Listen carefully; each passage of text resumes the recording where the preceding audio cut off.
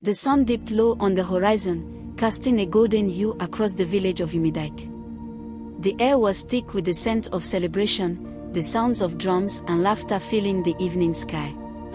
Queen Amora, now adorned in the traditional regalia of a ruler, stood at the entrance of the newly rebuilt palace. The people had insisted on rebuilding the old palace, but Amora had chosen a simple structure instead, one that represented the humility and resilience of her people. As she gazed out at the villagers, Amora's heart swelled with pride. Her 100 warriors, the women who had fought so bravely by her side, were now the protectors of Umidike. They were no longer just wives, daughters, and mothers, they were warriors, leaders, and symbols of strength. The victory over Oba Odiu had given them more than freedom, it had given them a new identity. But even as the celebrations continued, Amora could not shake a lingering unease. The peace they had won was fragile, and she knew that Oba Odiu's defeat, while monumental, had left a power vacuum. There were whispers in the wind, rumors of other warlords, emboldened by Oba Odiu's fall, who might seek to claim his territory and enslave the villages once more. Amora turned to her trusted advisor, Ifeoma, who had become one of her closest confidants. Ifeoma, a woman of sharp intellect and unparalleled wisdom, had been instrumental in the victory against Oba Odiu. Her connections and knowledge of the political landscape had saved them more than once. Ifeoma, Amora said quietly, I cannot shake the feeling that our fight is not yet over. Ifeoma nodded, her eyes darkening with concern. You're right, Amora. The fall of Oba Odiu has created a void, and there are many who would seek to fill it. We must be vigilant. Amora sighed, the weight of her responsibilities pressing heavily on her shoulders. I fear that the true battle has only just begun. As the night wore on, Amora retreated to the quiet of her chambers. She had asked the villagers to continue the festivities without her, needing a moment to think. The flickering light of the oil lamps cast shadows on the walls, and Amora found herself lost in thought. Her mind wandered back to the day she had first confronted the elders, the day she had vowed to protect her people. So much had changed since then. She had gone from a warrior fighting for her village to a queen leading her people. But the journey had been far from easy, and the road ahead was uncertain. Just as she was about to retire for the night, there was a knock at her door. It was one of her warriors, a woman named Nkiru, who had been with her since the beginning of their fight against Oba Odiu. Nkiru was a fierce warrior, her loyalty to Amora unwavering. Queen Amora, Nkiru said, bowing her head slightly as she entered. I bring news from the northern borders. Amora's heart skipped a beat. What is it? Nkiru's expression was grave. Scouts have reported movements near the border. It appears that a group of soldiers is gathering there. They wear the insignia of the warlord known as Isobina. Amora's eyes narrowed. Isobina was a name she had heard before, a ruthless warlord who had been one of Oba Odiu's rivals. He was known for his cunning and his ambition, and it was said that he had been waiting for the right moment to expand his territory. How many soldiers? Amora asked, her voice calm but firm. At least 500, possibly more, Nkiru replied. They are heavily armed, and their movements suggest they are preparing for an attack. Amora took a deep breath, steadying herself. Gather the council and the captains of the warriors. We must prepare for whatever may come. Nkiru nodded and left to carry out the orders. Amora, now alone, felt the familiar surge of determination rising within her. She knew that this was the beginning of a new chapter in their struggle, a struggle that would test not only their strength but their unity and resolve. The following morning, the council gathered in the palace, their expressions tense as they discussed the threat that loomed on the horizon. Ifeoma presented the intelligence they had gathered, confirming that Isobina was indeed mobilizing his forces. We must strike first, one of the captains suggested, his voice filled with urgency. We cannot wait for them to attack us on our own land. No, Amora said, shaking her head. If we strike first, we risk leaving our village vulnerable. We must defend our borders and ensure that our people are protected. But how can we defend against such a large force? Another elder asked, worry etched on his face. We are outnumbered. Amora stood, her presence commanding the attention of everyone in the room.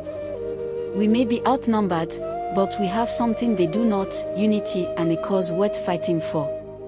We will not allow Isobina or anyone else to take what is ours. We will fight with all that we have, and we will win.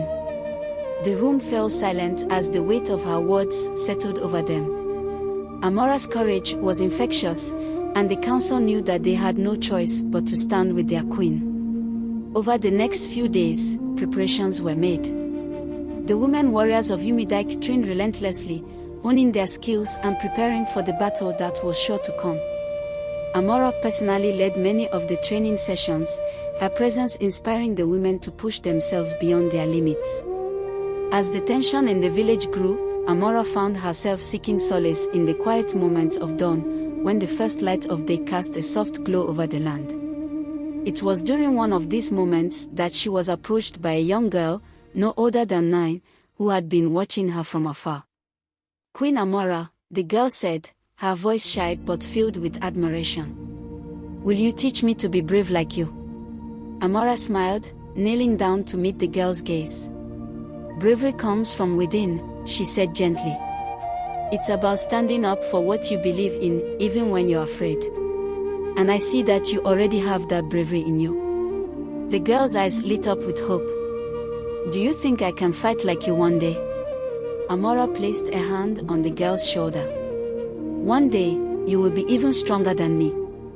And when that day comes, you will lead our people with the same courage that you see in yourself now. The girl beamed with pride, and Amora felt a renewed sense of purpose. It was for the future of children like her that she fought, not just for the present, but for the generations to come. As the days passed, the tension reached its peak. The scouts reported that Isobina's forces were advancing, their numbers growing as they moved closer to the borders of Umidike. The village prepared for the inevitable battle, their spirits high despite the looming threat. Finally, the day came. The skies were heavy with the promise of rain as the warriors of Umidike assembled at the northern border. Amora stood at the front, her spear in hand, her heart steady with determination. Beside her were Ifioma and Kiru, both ready to face whatever came their way.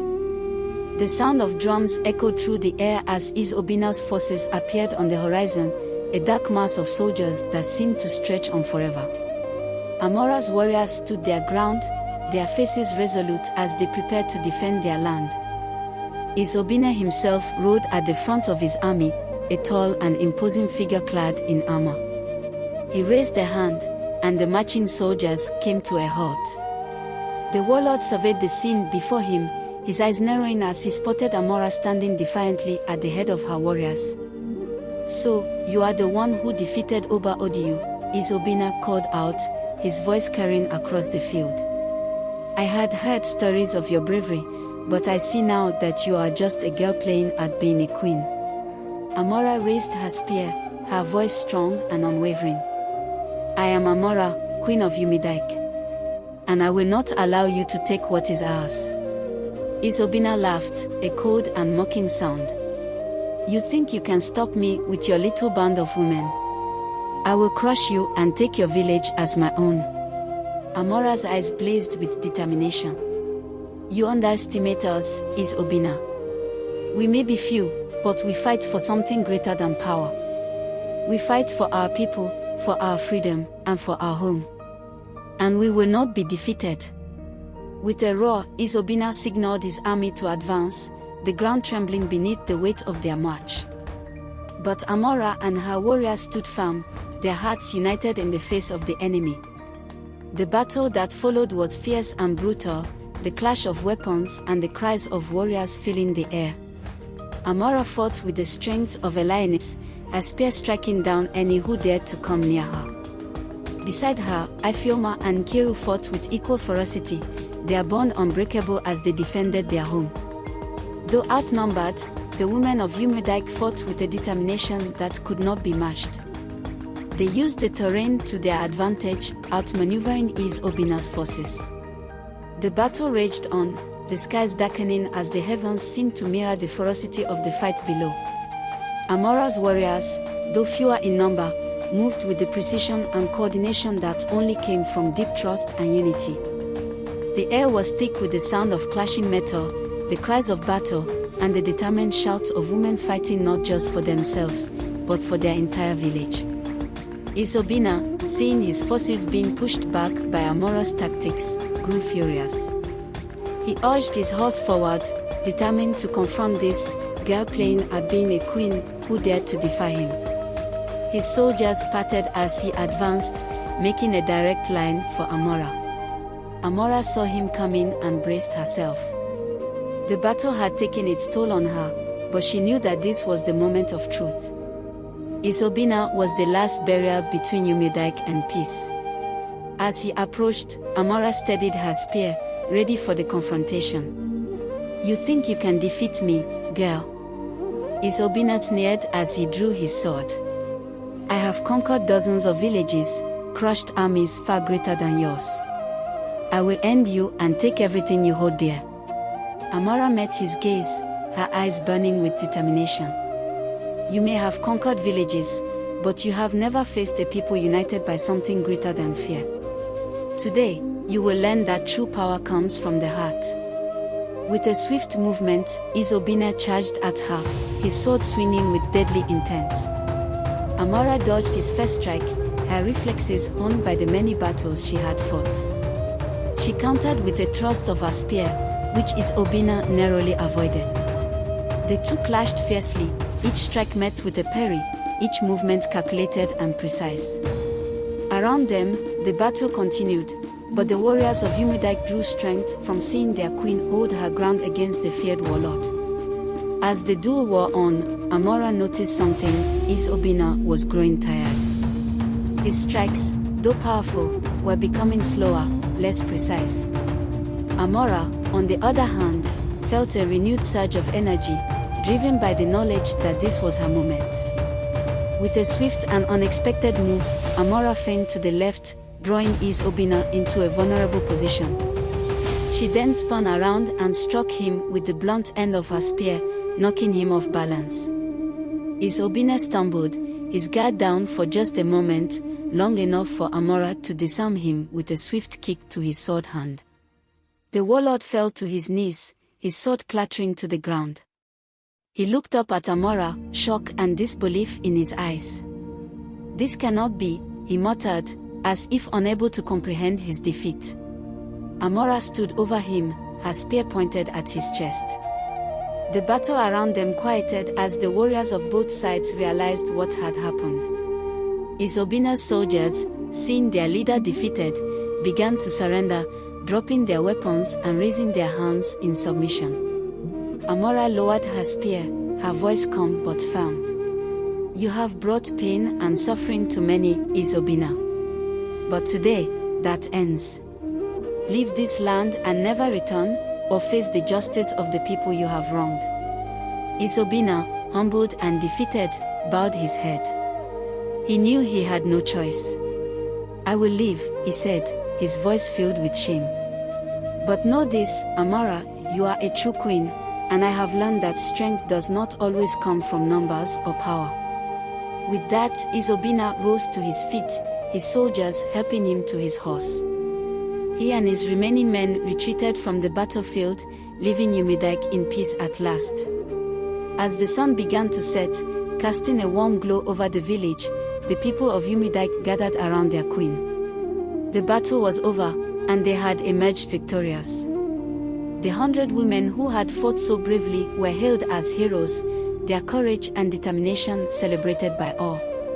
Amora stood before her people, her heart filled with pride and gratitude. She had led them through the darkest of times, and together, they had triumphed. As she looked out at the faces of her fellow villagers, faces filled with hope, relief, and admiration, she knew that they had not just won a battle, but had secured a future of peace and prosperity for generations to come. In the days that followed, the village of Umudike began to rebuild. The scars of war were deep, but the spirit of the people was stronger than ever. Amora was crowned queen in a ceremony that celebrated not just her leadership, but the unity and resilience of her people. As the new queen of Umudike, Amora ruled with wisdom and compassion, ensuring that her people would never again fall victim to tyranny. Under her guidance, the village flourished, becoming a beacon of hope and strength in the region. 3 Moral Lessons *. 1. Unity and determination can overcome great odds *. The story of Amora and the women of Umudike teaches us that even when faced with overwhelming challenges, unity and determination can lead to victory. Despite being outnumbered and underestimated, their unwavering belief in their cause and their collective strength enabled them to defeat a much larger and more powerful enemy. 2. True leadership is rooted in compassion and justice *. Amora's rise to power was not based on a desire for control or dominance, but on a deep sense of responsibility and love for her people. Her leadership, characterized by compassion, fairness, and a commitment to justice, shows that true leaders are those who serve and protect the well-being of others. 3. Courage is not the absence of fear, but the willingness to face it *. Throughout the story, Amora and her warriors demonstrate that courage does not mean never being afraid, it means standing up for what is right, even when fear is present. Their bravery in the face of danger and their willingness to confront their fears head-on is a powerful reminder that courage is a choice we make every day.